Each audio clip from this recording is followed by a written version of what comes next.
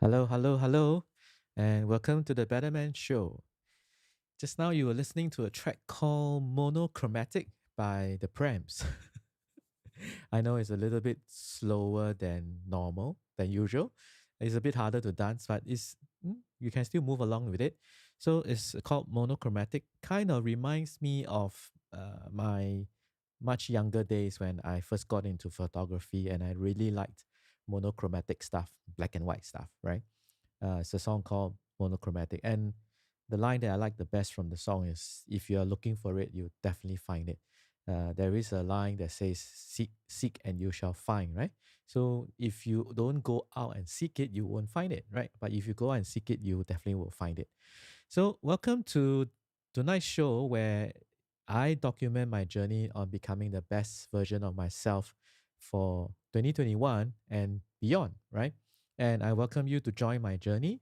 And hopefully, whatever I share helps you. This is a show about both life, business, as well as technology. I kind of mix it up a little bit. But if you're wondering what this is all about,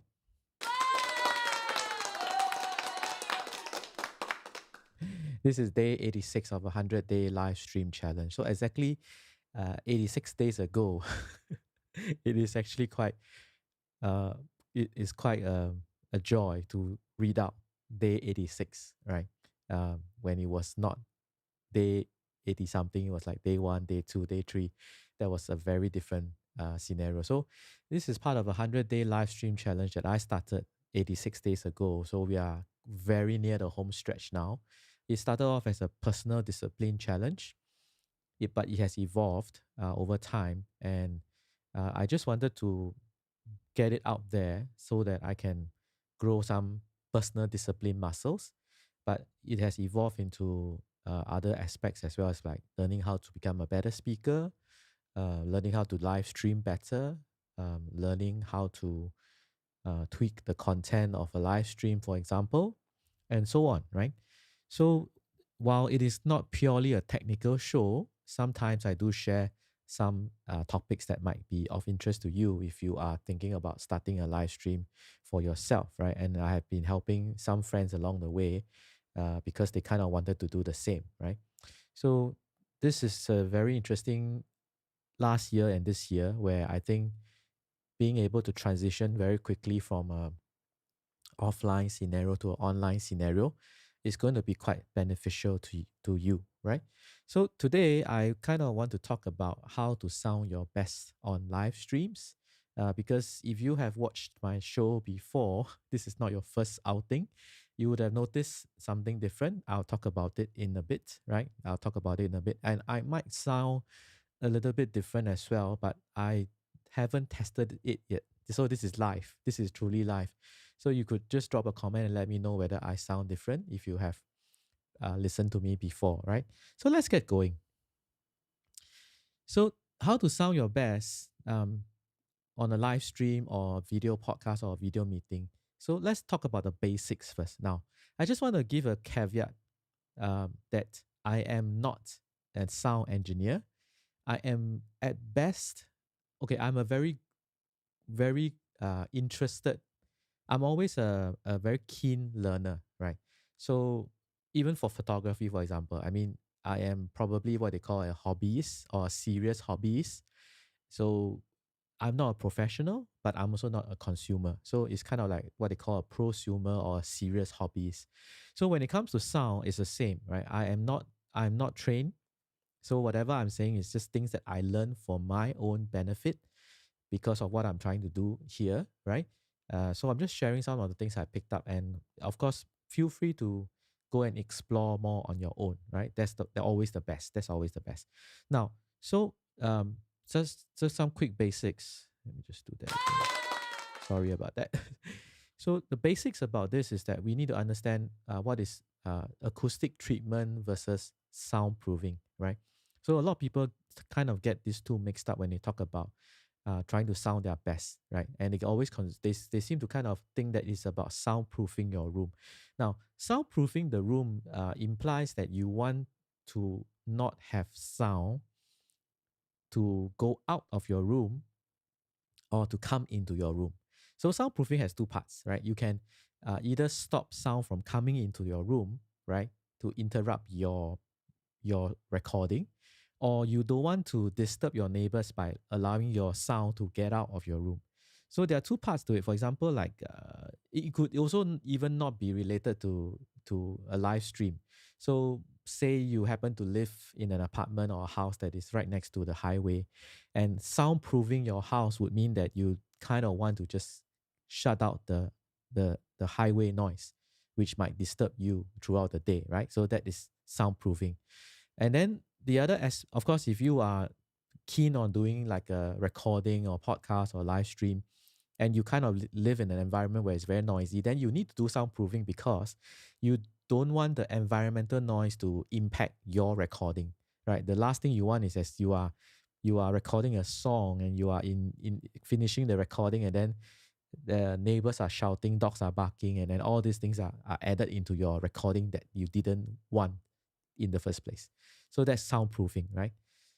Then the other aspect of it is that if you are soundproofing your room, another reason why you want to soundproof your room is when, say, you are actually recording and you're not just a podcast or a singer, and you are a drummer, right? You are a drummer, and it could be very, very loud, right? Or even a trumpet could be very loud. So you are soundproofing your room so that your sound doesn't get out to your neighbors, so you don't get complaints from your neighbors. So that's soundproofing, right? And that may not be what you want to do. Now, the other part of sounding better, just a basic part, is acoustic treatment. Now, acoustic treatment is you are trying to change the behavioral characteristics of your room, right? So, for example, you could be in a very large space and it sounds too echoey, too boomy, um, too much reverberations, which is basically echo, right? And so it doesn't sound the way you want it to sound in a recording. So you need to treat the room, right? And you need to use you do acoustic treatments to help you sound better. How does this apply? For example, if you're doing a live stream, a Zoom meeting, or online presentation, you you will notice that if you are using the onboard microphone on your computer, it typically sounds a little bit more echoey than, say, if you're using something like this. Now, of course, there are still ways to fix it in a simple way.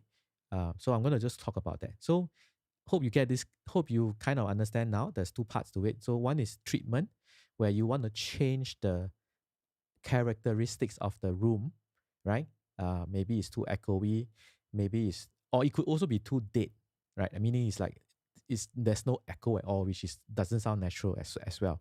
So both sides. The other side of it is you want to soundproof your room, right? So today I'm talking more about the acoustic treatment side or the sound treatment side of the equation, right? So there are free ways, there are DIY ways, and then there are paid ways.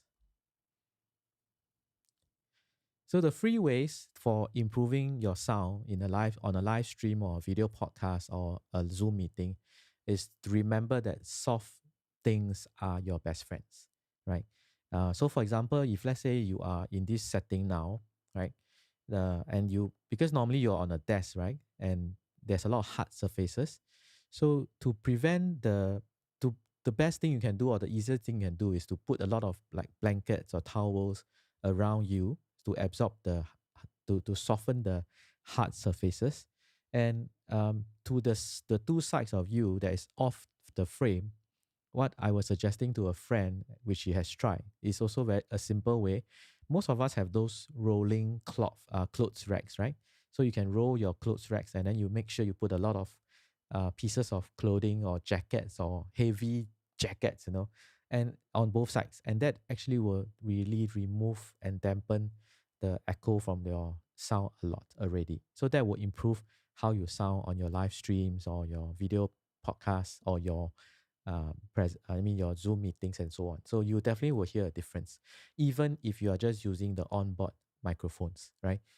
Your audience and your colleagues and your meeting attendees can tell the difference. Okay, I've done another episode where we talk about microphones and so on. So if you're keen, feel free to check out those live streams or just private message me. I can send you the links to those episodes as well as some of the resources we talked about then. Okay. So that is the free way. Basically, just making sure that you're surrounded by soft stuff. I mean, on the floor you could have carpeted stuff and so on, right? Those things are all your best friends. The curtains, if you're heavy curtains and so on, all those things are your best friends. So that's a free way. The second way is what we call the somewhat free way, which is a lot cheaper, more affordable, which are DIY acoustic treatments. If you go to YouTube and you search for DIY sound panels, there are a lot of very good videos, but it kind of implies that you need to be pretty handy. You need to be a handyman. So you can actually buy hotel towels and make into soundboards. You can buy hotel towels and make them into soundboards. So very heavy. You put multiple hotel towels together, staple them together, and then mount it to say a picture frame, and that becomes a soundboard. Okay, that can become a soundboard for you. So those are DIY, and typically it is a lot cheaper than if you have to buy professional ones, because you are investing your own time into making them, right? So you're trading time for money, right? So if you are handy, you have happen to have some of these materials, even if you don't have them, you want to buy them, it's typically a lot more affordable, right? So some good materials are actually towels, hotel towels. Staple them together, glue them to, staple them together and then find a picture frame and put it up. In fact, you can also like print a nice picture in front of your picture frames that could be part of a decoration for your set. So these are some things you can do now. So if you want to know more about those ways, again, feel free to private message me. I'm happy to send you some of the links and videos that I've watched that kind of specifically handle those, talk about those aspects. But the caveat again is that you need to be handy, right? You need to be a pretty good handyman. Sorry about that. That is actually my doorman. Give me 1 second.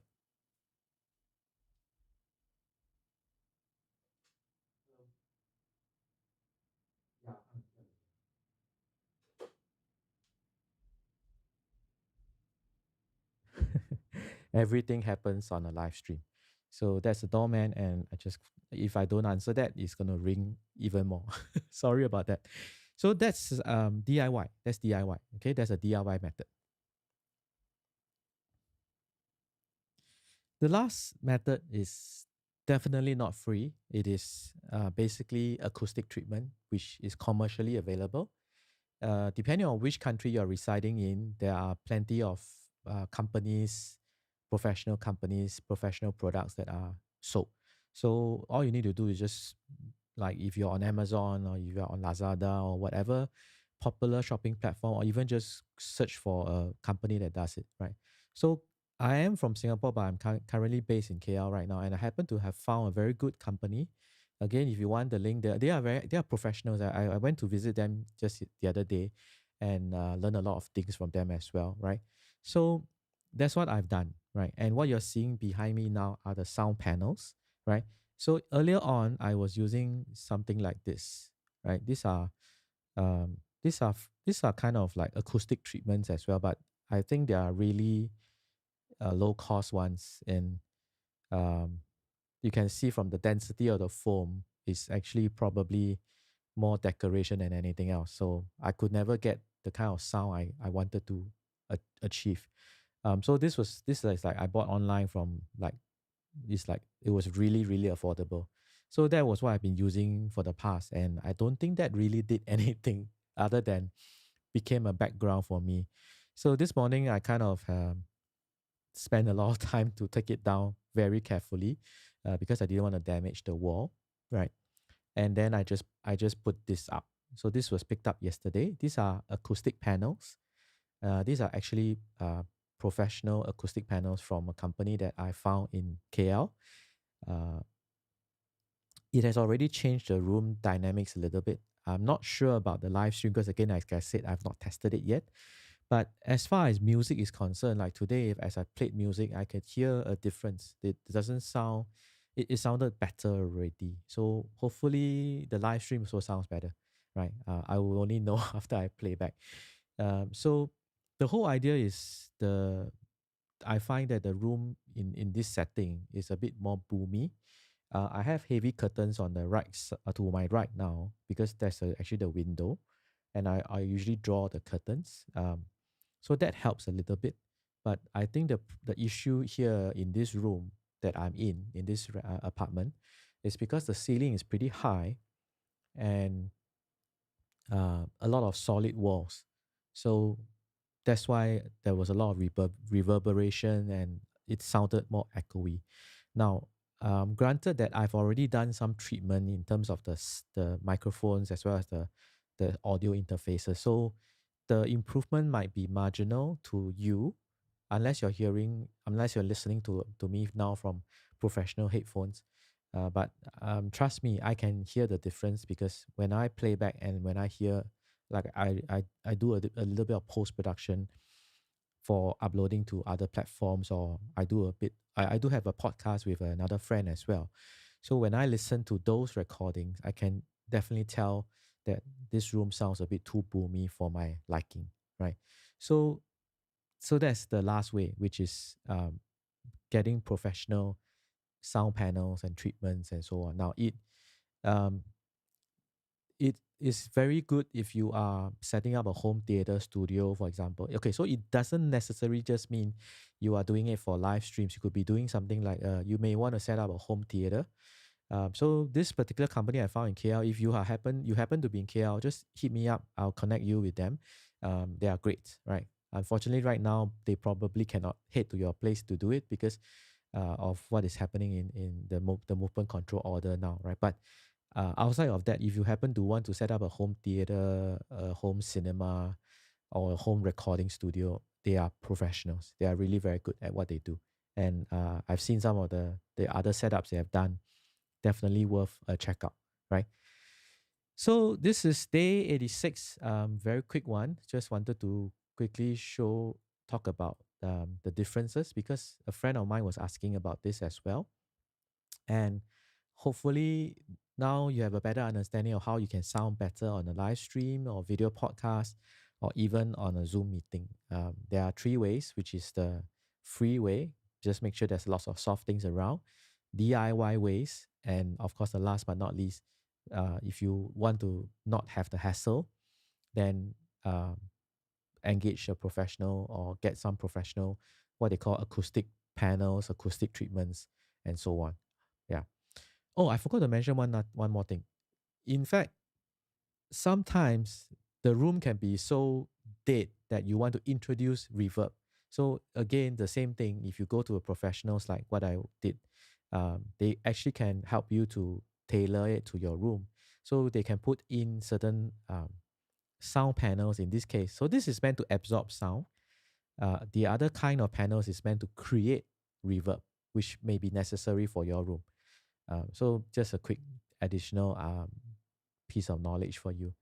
So thank you for joining me on day 86. We are literally in the home stretch. I am so happy that you have been here.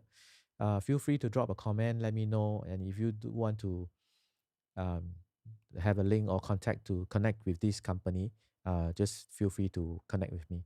I will take you out with a little bit of outro music.